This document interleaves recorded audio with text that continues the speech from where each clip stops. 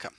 In this video, I'm going to give you an overview of the functionality and general appearance of the new version of the Ruby code editor extension for SketchUp.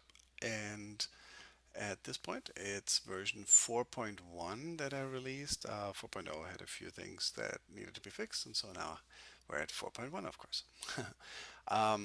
Okay, so this is in SketchUp Pro, but as you likely know, extensions work in SketchUp Make as well.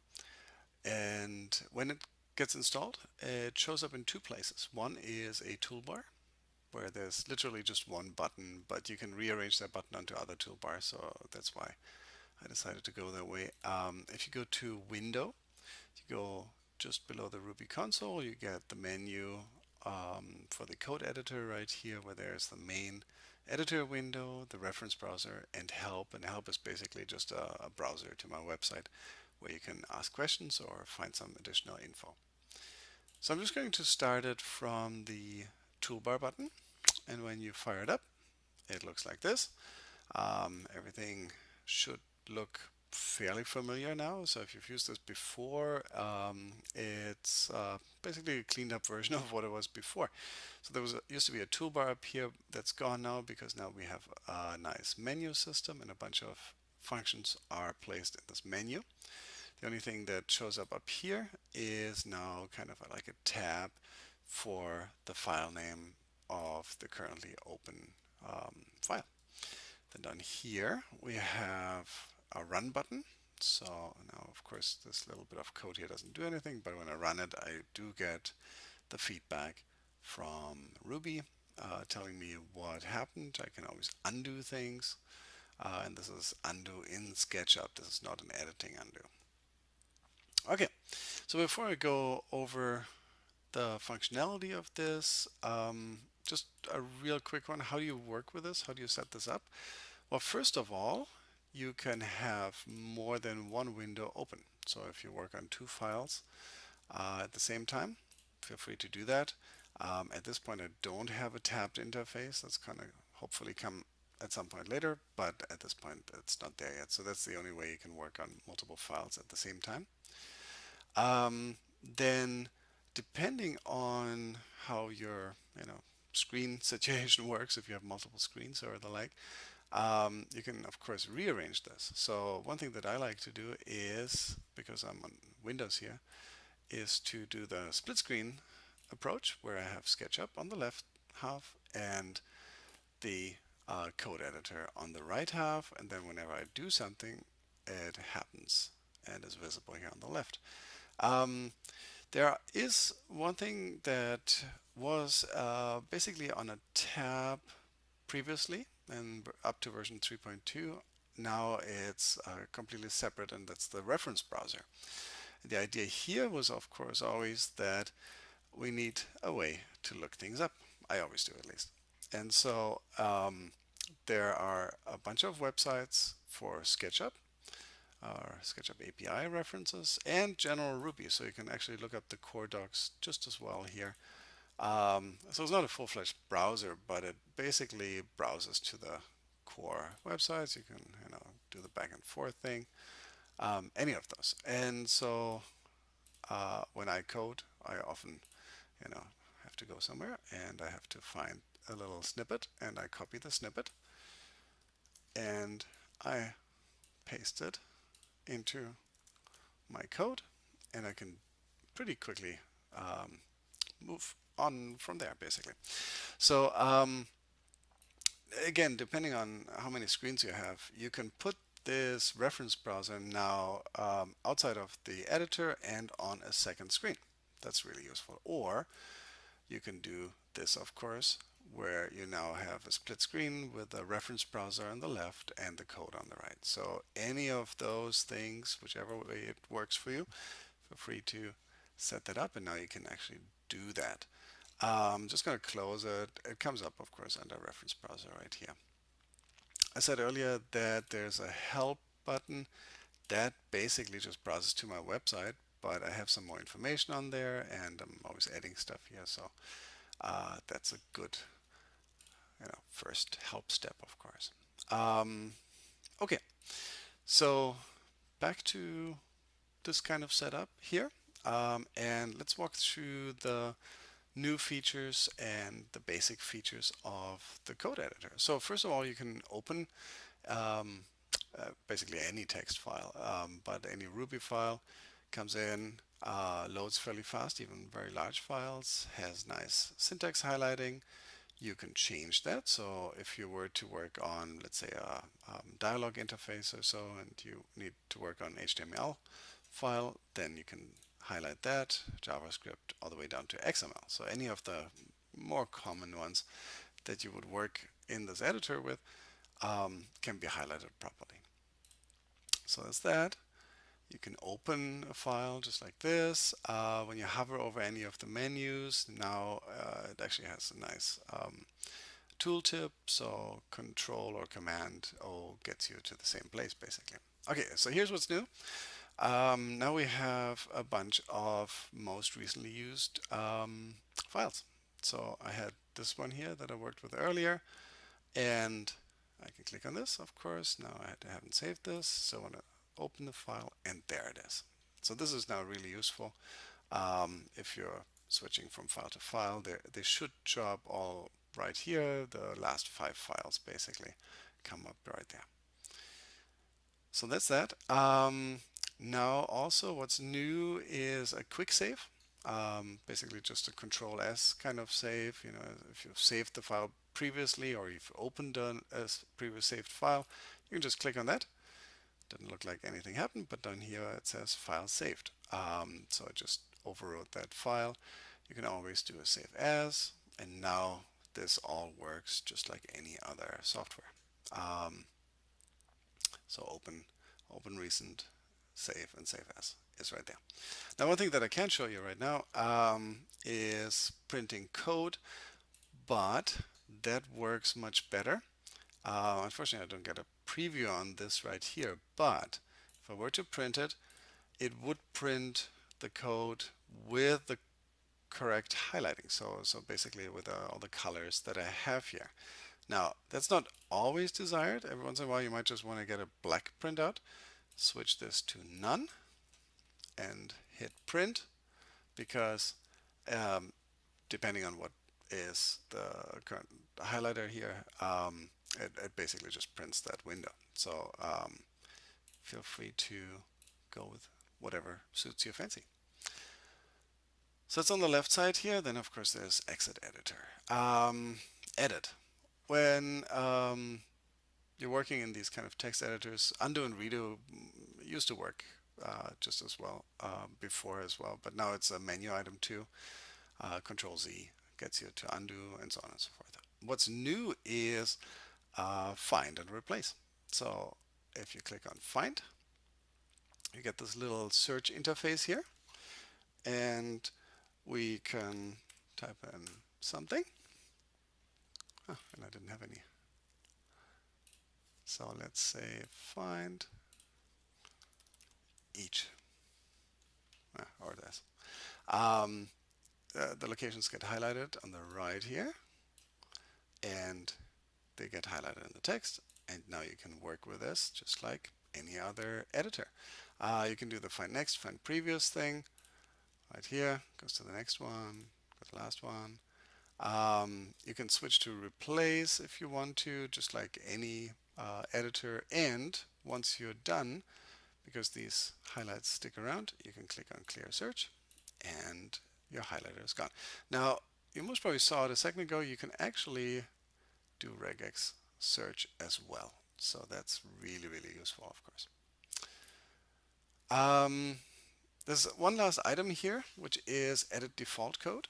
And default code is basically, if I click on File New, something comes up. And this has always been the little bit of default code that I had, where the model, the entities, and the selection are called out right away. And then if you go and type something, oh, nothing selected right here, then you can see, of course, there's my component instance.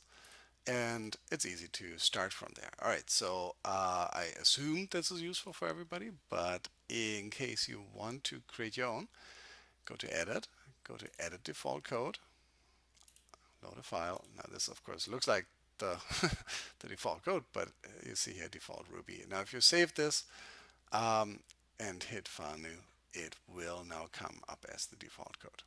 So lots of ways to customize this. All right, so let me go and open this little bit of code that I had here.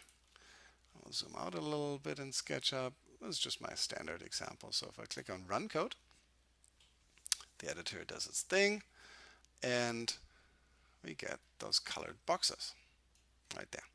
This is actually just from my book, Architectural Design with SketchUp, one of the sample scripts that are in chapter 7, and you can find them there. You can also download them just from the website and play around with those. Now, undo is exactly the same way it used to work, and it's just SketchUp's undo. So if you want to do parametric tryouts, you can very much run a code, undo the code, and so on and so forth. There we go. Let me show you something else. So whenever you have anything highlighted, you can go to Selection and List Properties. This is also very similar to what it used to be before. Now the persistent ID gets shown for SketchUp 2017 and newer, and the size of the bounding box, basically in XYZ, gets shown as well in the default coordinate system. If you click on Attributes, the function is very similar to what we had before, where the entity and the entity attributes would be shown. Now, since this is the default person, there are no entity attributes, but there are a ton of definition attributes, including the ones that belong to the dynamic attributes or dynamic components. This is something that I hadn't broken out in this dialog before, so now that shows up as well, and you can use that for finding out what's what's under the cursor, basically. Let me just go File New and show you the last edition. There we go. Let's have a few copies. Let's highlight them all. All right. So the third menu item here basically inserts ID references. And this is something, of course, that is built into SketchUp, where with a little script right here, find entity, so model, find entity by ID or by persistent ID. I have SketchUp 2017, so I can use persistent ID, and I can, well, let's get rid of that and just do it again here, insert ID references. I can now get those 3 component instances by these ID references, and just by highlighting and inserting them into this one-liner. It's a nice way to have a reference to an object where you don't actually have to have it selected at that point. If I run it again, because it's referenced by their ID, I won't even have to go into the selection collection of those objects. All right, so that's in there.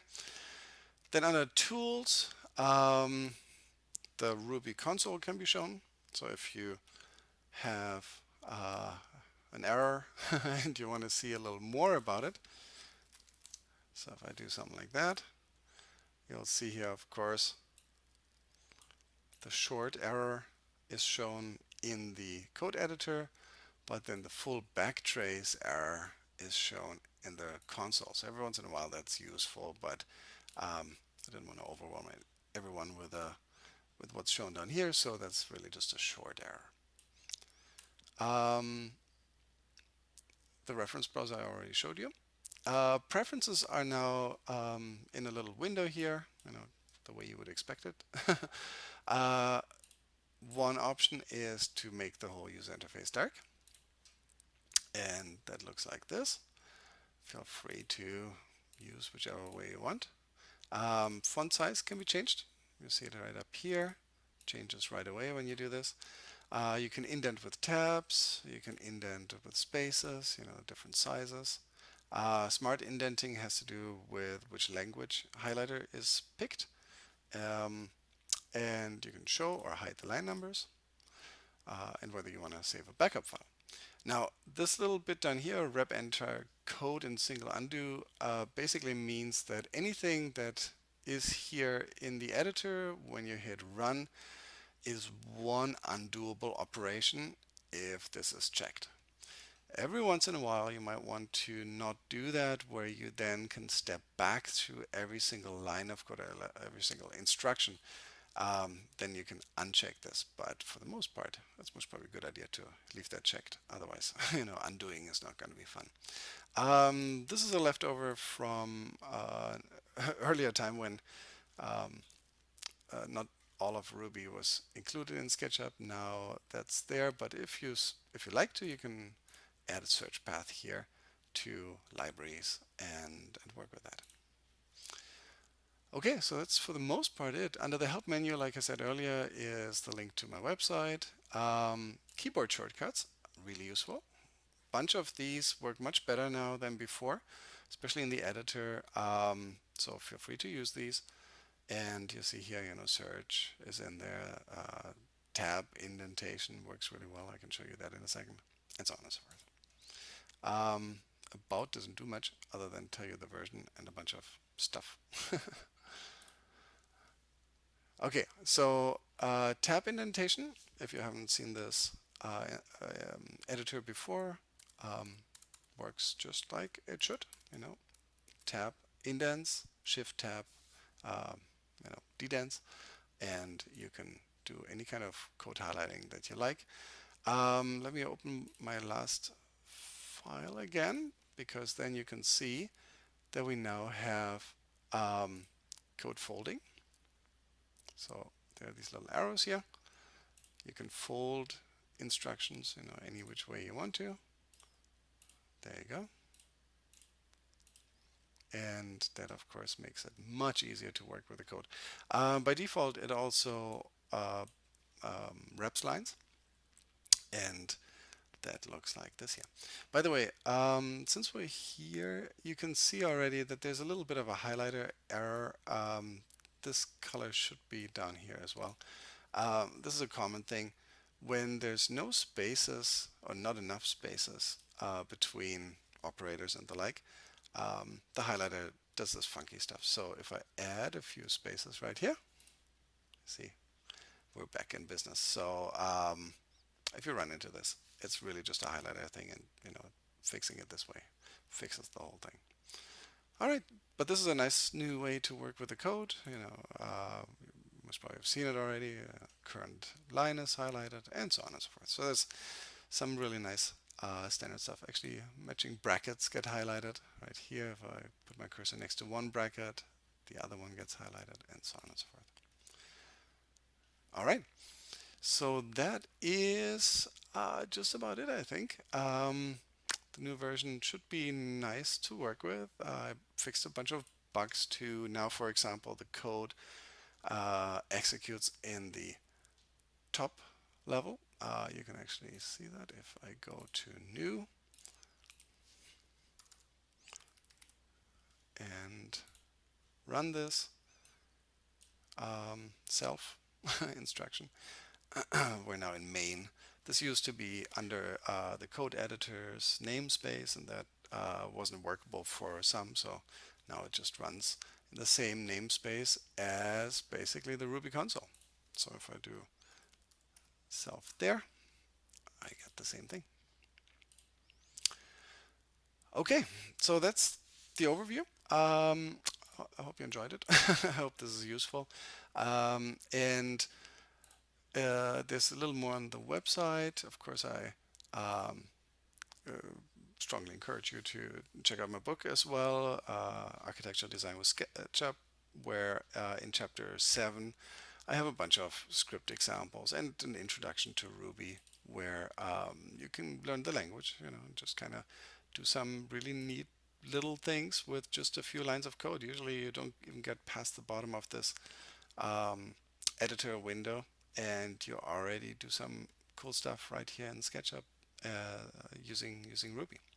All right, I hope you enjoyed this, and wish you happy coding.